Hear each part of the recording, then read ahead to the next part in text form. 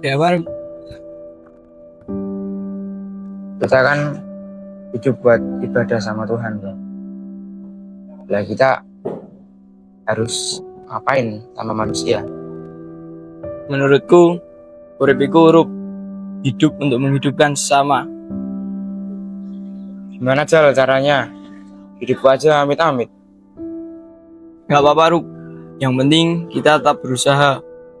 Indonesia tak akan jadi emas tanpa usaha dari kita. Sebenarnya kita cukup perlu dua kemampuan, mencari ide dan menyampaikan ide. Mencari ide lewat membaca dan menyampaikan ide lewat menulis. Emang berguna, Sar? Ingat Ruk, urip iku urup untuk sesama, untuk Indonesia. Tapi kalau gitu, apa pentingnya buat aku? Apa pentingnya buat Indonesia? Ruk, Sar, boleh gabung nggak? Ngomongin apa sih kalian? Ginian, aku tuh kadang-kadang bakal suka kepikiran. Kita hidup buat Tuhan, apa fungsinya kita hidup sama manusia? Sedangkan hidup aja yang seperti ini, aku tidak tahu arahnya akan kemana. Kalau menurutku sih, Ruk, man yazruk yahsuk, yang artinya kita akan menuai apa yang kita tanam. Jadi ya, hidup itu kita lakukan yang terbaik dengan niat yang terbaik pula pastinya. Dan disinilah aku membuktikannya.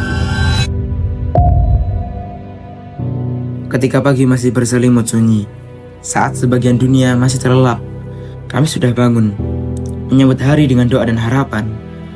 Disinilah kami ditempa. Di pondok ini, kami tidak hanya belajar hidup, tapi belajar makna kata demi kata. Nama aku Faruk.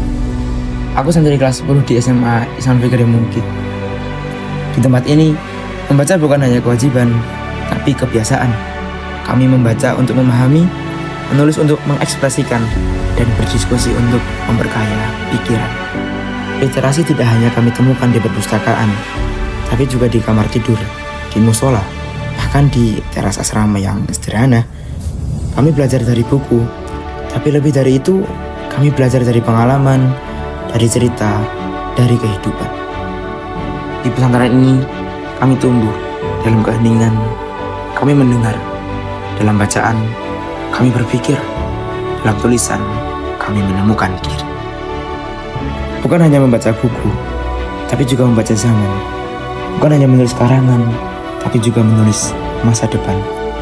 Aku ingin suatu hari nanti, ketika aku membaca surat ini, aku tahu aku pernah mulai dari sini, dari pondok kecilku, dari buku-buku ini, dari kata-kata yang sederhana.